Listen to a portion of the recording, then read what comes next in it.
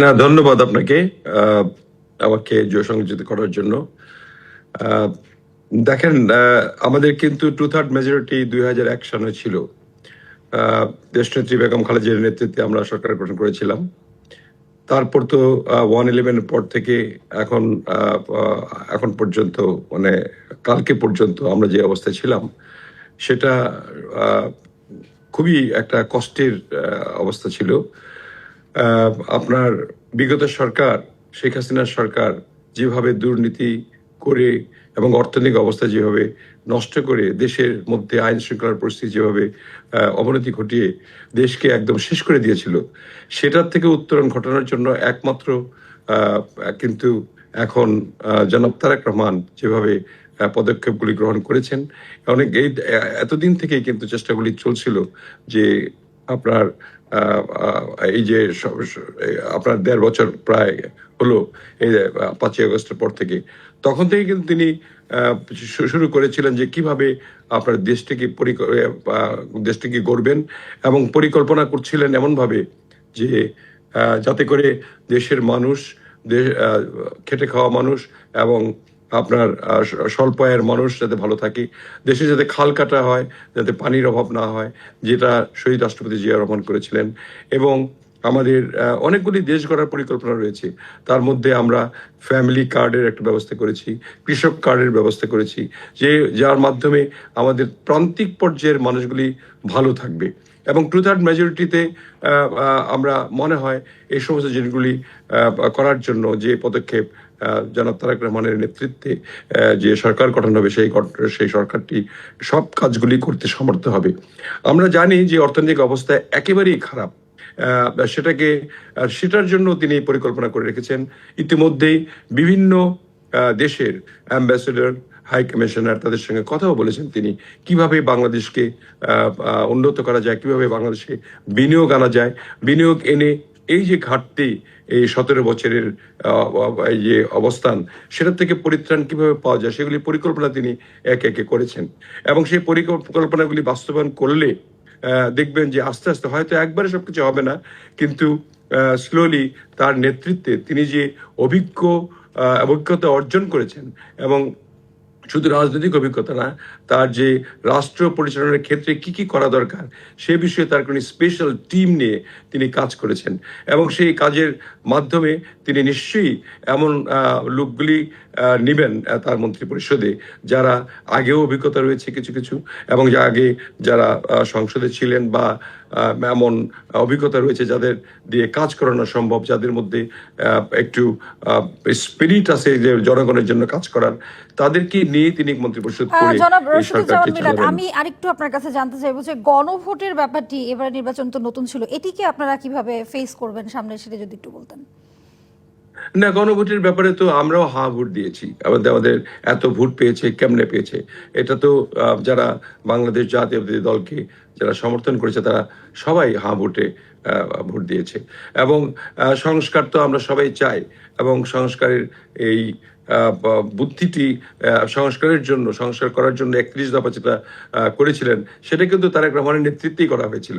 এবং সেটা হয়তো এই সরকার এসে আরো রিফাইন করে সকল দলের সঙ্গে আলোচনা করে আপনার একটি 25টি যে যে হানা যে ভোটটি হলো আর কি, সেই হানা ভোটটির মধ্যে আমরা আমরা তো রাজি আছি যে সংস্কার হোক।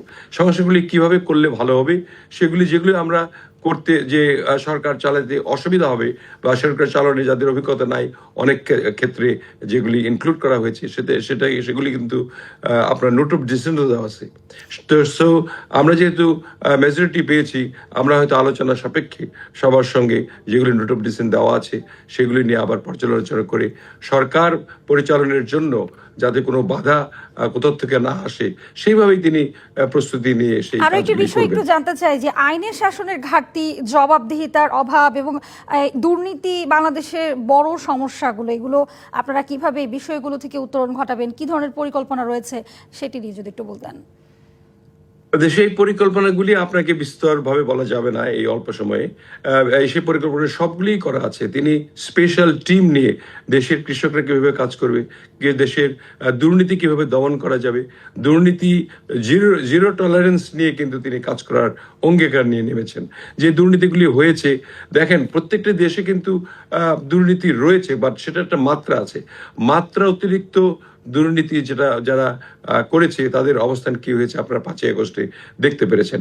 এবং দুর্নীতি একেবারে সমূলে উৎপাটন করা খুবই কঠিন কাজ, তবে পরিকল্পনা রয়েছে যে আস্তে আস্তে এটাকে এমন একটা পর্যায়ে নিয়ে যাওয়া, এই ধরেন এই 5 বছরে আল্লাহর রহমতে যদি ভালোভাবে এটাকে অ্যাড্রেস করা যায়, তাহলে আমার মনে হয় যে আরেকটি বার তিনি হয়তো, আমরা আশা করছি আল্লাহ তাকে 10 বছর প্রধানমন্ত্রী রাখবেন। সেই 10 বছরে দেশে এমন একটি অবস্থান সৃষ্টি হবে যে দুর্নীতি সম্বন্ধে মানুষ দুর্নীতির কথাটাই ভুলে যাবে। কারণ তিনি কিন্তু যুক্তরাষ্ট্রের 17 বছর কাটিয়ে এসেছেন এবং সেখানের যে ব্যবস্থা রাষ্ট্র পরিচালনে সেগুলি সম্বন্ধে তিনি অবগত এবং বিস্তর পড়াশোনা করেছেন এবং প্রচুর স্পেশালিস্ট তিনি রেখেছেন, তাদের সঙ্গে আলোচনা করে কিভাবে রাষ্ট্র পরিচালনা করলে প্রত্যেকটি সেক্টর, বিশেষ করে জীবন মান উন্নয়নের জন্য, মানুষের জীবন মান উন্নয়নের জন্য প্রান্তিক পর্যায় থেকে, কৃষক থেকে, শ্রমিক থেকে আরম্ভ করে একেবারে উচ্চ পর্যায় পর্যন্ত, মধ্যবিত্ত থেকে আরম্ভ করে একদম ধনী ব্যক্তিদের কিভাবে চলা দরকার, কিভাবে ইন্ডাস্ট্রি বাড়ানো যায়, কিভাবে দেশের মানুষকে বিদেশে পাঠিয়ে বৈদেশিক মুদ্রা অর্জন করা যায়, সেগুলি সম্বন্ধে তিনি কিন্তু বলেছেন। এবং তিনি খুব জোর দিয়েছেন যে আমাদের দেশের অর্ধশিক্ষিত অথবা মোটামুটি শিক্ষিত যারা আছে, যারা বাইরে বিদেশে যায় কর্মী হিসাবে, তাদেরকে ট্রেন করে, তাদেরকে ভাষা শিখিয়ে, বিভিন্ন দেশের ভাষা শিখিয়ে, যেমন আপনার জার্মানি ভাষা, ইটালি, জাপানিজ, আপনার চাইনিজ, অ্যারাবিক, এগুলি শিখিয়ে তাদেরকে ট্রেন আপ করে বিদেশে পাঠালে বৈদেশিক মুদ্রা তারা বেশি অর্জন করতে পারবে এবং তাদের পরিবারও ভালো থাকবে এমনভাবে, যাতে করে আস্তে আস্তে প্রান্তিক পর্যায় থেকে এই গ্রামগুলিতে মানুষ আপনার স্বাবলম্বী হয়ে উঠবে।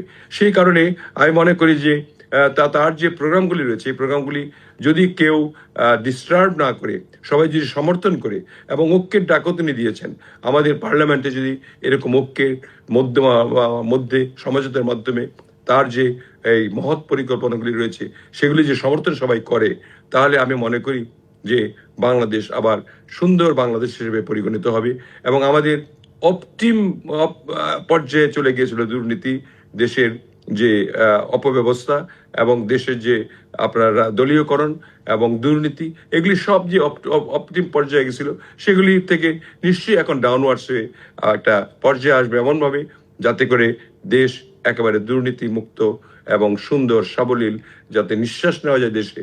তার জন্য তিনি পরিকল্পনাও করেছেন যে দেশে 25 কোটি গাছ লাগাবেন যে এই 5 বছরে, এবং পরিবেশ যে আমাদের দূষণ হয়েছে সেই পরিবেশ দূষণ থেকে উদ্ধার পাওয়ার জন্য খাল কাটার প্রোগ্রাম পর্যন্ত নিয়েছেন তিনি, যে সারা দেশে প্রায় 20,000 কিলোমিটার খাল কেটে পানির যে আমাদের অপব্যবস্থা রয়েছে এবং পানি যে শুকিয়ে যায়, পানির স্তর কমে গেছে, সেগুলিও তিনি চিন্তা করেছেন। অর্থাৎ চুলচেরা বিশ্লেষণ করে একজন সরকার প্রধান যখন প্রত্যেকটি জিনিস সম্বন্ধে অবগত থাকেন, স্বাস্থ্য থেকে আরম্ভ করে দেশের মানুষের, গরিব মানুষের যে আপনার যে বসবাস, সেগুলি নিয়ে যারা চিন্তা করেন, আবাসন নিয়ে চিন্তা করেন, সেই প্রধানমন্ত্রী কিন্তু ভালো করতে পারেন।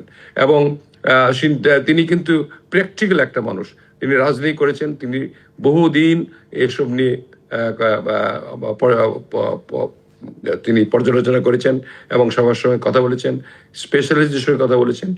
আমার বিশ্বাস যে উনি প্রধানমন্ত্রী হলে দেশে বিনিয়োগ হুড়হুড় করে আসবে এবং সেই বিনিয়োগের মাধ্যমে আমাদের দেশে অনেক ইন্ডাস্ট্রি হবে। দেশের মানুষ, শহীদ রাষ্ট্রপতি জিয়া রহমান যেভাবে খুব তাড়াতাড়ি দেশকে একটা লাইনে ট্রেনের লাইনে উঠিয়েছিলেন, তিনিও সেটাতে সক্ষম হবেন। তার যদি পরিষদটা এরকম থাকে যে পরিষদকে তিনি যা নির্দেশ দিবেন, যে যে পরামর্শ দিবেন, সেই পরামর্শ থেকে ডেভিয়েট না করে তার পরামর্শ অনুযায়ী চলবে এবং তার থেকে তিনি তারা একচুল নড়চড় করবে না, যে তাহলে আমার বিশ্বাস তার যে যে মেধা, সাবলীল ভাষা এবং মানুষের জন্য চিন্তা, মননশীলতা এবং মানুষের বাংলাদেশকে নিয়ে যে চিন্তা যে আমাদের দেশ আমরা গড়ব এবং স্বাবলম্বী হব, এই যে একটা মনোভাব তার মধ্যে রয়েছে এবং প্রত্যেকটি সেক্টর নিয়ে তিনি যে আলাদা আলাদা করে চিন্তা করে স্পেশালিস্টদের সঙ্গে আলোচনা করে একটা চিন্তা করে রেখেছেন, সেগুলি বাস্তবায়ন করার জন্য তার জন্য খুব ইজি হবে এবং তিনি সুন্দর দেশ পরিচালনা করতে পারবেন। আমার মনে হয় বাংলাদেশ একটা সুন্দর বাংলাদেশের দিকে এগুচ্ছে এবং এই ল্যান্ডস্লাইড ভিক্টরির মাধ্যমে আরো এটা সুসংহত হবে বলে আমি মনে জি, করি। অসংখ্য ধন্যবাদ আপনাকে। সাধারণ মানুষেরও নিশ্চয়ই সেই প্রত্যাশা। এত সংক্ষিপ্ত সময়ে আলোচনায় যোগ দেওয়ার জন্য অসংখ্য ধন্যবাদ আপনাকে।